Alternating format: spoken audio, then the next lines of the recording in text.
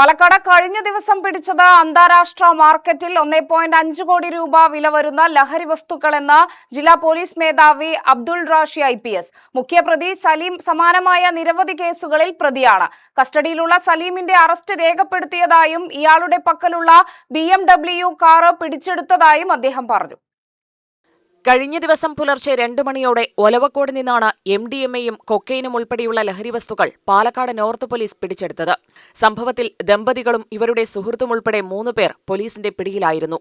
കേസിലെ മുഖ്യപ്രതിയായ മണ്ണാർക്കാട് സ്വദേശി സലീമാണ് ലഹരിക്കടത്തിന്റെ പ്രധാന സാമ്പത്തിക സ്രോതസ്സെന്ന് ജില്ലാ പോലീസ് മേധാവി അബ്ദുൾ റാഷി IPS വ്യക്തമാക്കി. ഇന്നലെ പുലർച്ചെ വാഹന പരിശോധന നടത്തുന്ന സമയത്ത് ഒരു ഇന്നോവ വാഹനം തടഞ്ഞു നിർത്തി അവരെ ആളുകളെ അവരോട് സംസാരിച്ചപ്പോൾ അവരെ അല്പം പരുങ്ങുന്നതായിട്ട് കണ്ട്.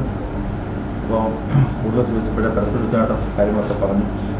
പിന്നീട് അവരുടെ രണ്ട് ബാഗേജ് പരിശോധിച്ചതിനകത്ത് ഈ നിരോധിതമായിട്ടുള്ള ഉള്ളതായിട്ട് മനസ്സിലായി. പിന്നെ നമ്മളെ പ്രൊസീജിയർ പ്രകാരം ഗസ്റ്റ് ഓഫീസറെ വിളിച്ചു വരുത്തുകയും കൂടുതൽ പരിശോധന നടത്തി ഇവിടെ ശരീരത്തിൽ നിന്ന് വരുന്നത് കണ്ടെത്തുകയും ചെയ്തു. അതിനകത്ത് കൊക്കൈനുണ്ട്, MDMA ഉണ്ട്, MDMA ടാബ്ലറ്റ് ഉണ്ട്. അങ്ങനെ ഏകദേശം ഇന്റർനാഷണൽ മാർക്കറ്റിലെ ഒരു 1.5 കോടിയോളം രൂപ വില വരുന്ന ലഹരി വസ്തുക്കൾ നമ്മൾ കണ്ടു. ഈ പ്രതികളെ നമ്മൾ വീണ്ടും ചോദ്യം ചെയ്ത സമയത്ത് ഇതിൻ്റെ സോഴ്സിനെ കുറിച്ച് ഇൻഫർമേഷൻ കിട്ടി. അത് അങ്ങനെ സോഴ്സ് സലീം ഒരാളാണ് എന്ന് പറഞ്ഞു. സലീം അങ്ങനെ സംസ്ഥാനങ്ങളിൽ നിന്നും മറ്റു സംസ്ഥാനങ്ങളിൽ കൊണ്ടുവരുന്ന രീതിയാണ് മനസ്സിലായി. നേരത്തെ കേസുകളുണ്ട്. ഈ അറസ്റ്റ് ചെയ്യപ്പെട്ട വാഹനത്തിലുണ്ടായിരുന്ന ആളുകൾക്ക് കേസുകളുണ്ട്. വിവിധ ജില്ലകളിലായിട്ട് മയക്കുമരുന്ന് കേസുകളിലെ പ്രതികളാണ് ഇവർ. അപ്പോൾ ഇതിൻ്റെ സോഴ്സ് എന്ന് നമ്മൾ കരുതുന്ന സലീം എന്ന ആൾ ഉപയോഗിച്ചിരുന്ന ഇന്നോവ കാർ ഫർദറായിട്ട് സബ്സിക്വൻ്റായിട്ട് നമ്മൾ BMW കാർ ഉൾപ്പെടെ അയാൾ കസ്റ്റഡി എടുത്തിട്ടുണ്ട്. രാവിലെ അയാൾ അറസ്റ്റ് ചെയ്തിട്ടുണ്ട്. പുലർച്ചെ അറസ്റ്റ് ചെയ്ത ആളുകളെ സ്റ്റേഷനിൽ ഹാജരാക്കി അവരെ റിമാൻഡ് ചെയ്തിട്ടുണ്ട്. ഇതിൻ്റെ അന്വേഷണം ഇനി കൂടുതൽ നമ്മൾ ഊർജ്ജമായിട്ട് നടത്തിക്കൊണ്ടിരിക്കുകയാണ്. ഇതിൻ്റെ അപ്പർ ലെവൽ എവിടെ നിന്നാണ് സോഴ്സ് തുടങ്ങുന്നത് എന്നുള്ള ഒരു മറ്റു കാര്യങ്ങളും ഇതിനകത്ത് ആർക്കൊക്കെ ബന്ധമുണ്ട് എന്നുള്ള കാര്യങ്ങളൊക്കെ അന്വേഷിച്ചുകൊണ്ടിരിക്കുകയാണ്. ഇതിനകത്ത് പ്രതിയുടെ കൂടെ സഞ്ചരിക്കുന്ന ഒരാൾ ഒരു BTech ബിരുദധാരിയാണ്.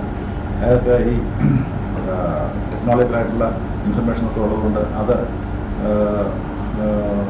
പ്രയോജനപ്പെടുത്തിക്കൊണ്ടാണ് ഈ സലീം ഇയാളെ കൂട്ടിക്കൊണ്ട് ഇതിന് വ്യാപാരം നടത്തിക്കൊണ്ടിരുന്നത്. മറ്റു കാര്യം പറയാനുള്ളത്, ഈ BTech ബിരുദധാരിക്ക് അയാൾക്ക് ടെക്നോളജി ശരിക്കും അറിയാവുന്നതുകൊണ്ട് അത് പ്രയോജനപ്പെടുത്തിയിരുന്നു സലീം. അതായത് ഈ വാട്സപ്പ്, ഇൻസ്റ്റ അങ്ങനെയുള്ളതൊന്നും യൂസ് ചെയ്യാതെ തന്നെ കമ്മ്യൂണിക്കേഷൻ, ഈവൻ നമ്മുടെ ഫോൺ എയർപ്ലെയിൻ മോഡിൽ വയ്ക്കുമ്പോൾ തന്നെ കമ്മ്യൂണിക്കേഷൻ ചെയ്യാനുള്ള കാര്യങ്ങളൊക്കെ അയാൾക്ക് സഹായത്തോന്നായി.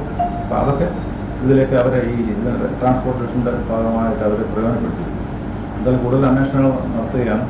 ഇതിൽ വേറെ ആരൊക്കെയുണ്ട്, ഇതിൻ്റെ മാക്സിമം സോഴ്സ് വരെ ചെലുത്തുക എന്നുള്ളതാണ് നമ്മുടെ ലക്ഷ്യം. ഇയാളുടെ പക്കലുള്ള BMW കാറിലാണ് ലഹരി വസ്തുക്കൾ ബംഗളൂരുവിൽ നിന്ന് കോയമ്പത്തൂരിലെത്തിച്ചത്. ഇവിടെ നിന്ന് കാരിയർമാർ വഴി കേരളത്തിലെത്തിക്കുകയും വിൽപ്പന നടത്തുകയുമാണ് പതിവ്. ഇത്തരത്തിൽ ഒരു ഇന്നോവ കാറിൽ 3 കാരിയർമാരെ ഉപയോഗിച്ച് കടത്തിയ ലഹരിയാണ് പോലീസ് പിടികൂടിയിട്ടുള്ളത്. കാറിന്റെ ഡീസൽ ടാങ്കിനോട് ചേർന്ന് വിദഗ്ധമായി ഒളിപ്പിച്ച നിലയിലായിരുന്നു ലഹരി വസ്തുക്കൾ.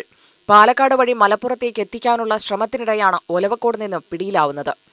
ഓണം മുന്നിൽ കണ്ട് മലപ്പുറത്തിന്റെ വിവിധ ഭാഗങ്ങളിൽ ചെറുകിട വിൽപ്പനയ്ക്കായി എത്തിച്ചതാണ് ലഹരി വസ്തുക്കൾ. മുഖ്യ സൂത്രധാരൻ സലീം നേരത്തെ പിടിയിലായിരുന്നു.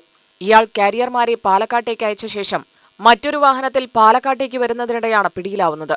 ഇയാളെ തുടർച്ചയായി ചോദ്യം ചെയ്തതിൽ നിന്നാണ് ലഹരി കടത്തുന്നതിനെക്കുറിച്ച് സൂചന ലഭിച്ചത്. ഇതിന്റെ അടിസ്ഥാനത്തിലാണ് പോലീസ് പരിശോധന നടത്തിയത്. ലഹരിക്കടത്തിന് പിന്നിൽ ആഫ്രിക്കൻ സംഘമുണ്ടെന്ന സംശയത്തിന്റെ അടിസ്ഥാനത്തിൽ ഒരു സംഘം പോലീസ് ഉദ്യോഗസ്ഥർ ബംഗളൂരുവിലേക്ക് അന്വേഷണത്തിനായി തിരിച്ചിട്ടുണ്ട്. പിടിയിലായ പ്രതികളിൽ ഒരാൾ BTech ബിരുദധാരിയാണ്. ഇയാളുടെ സാങ്കേതിക വൈദഗ്ധ്യം പ്രതികൾ ലഹരിക്കടത്തിന് ഉപയോഗിച്ചുവെന്നും ഫോൺ എയ്റോപ്ലെയിൻ മോഡിലിട്ടും പ്രതികൾ തമ്മിൽ ആശയവിനിമയം നടത്തിയത് ഇങ്ങനെയാണെന്നും ജില്ലാ പോലീസ് മേധാവി പറഞ്ഞു. UTV news, Palakkad.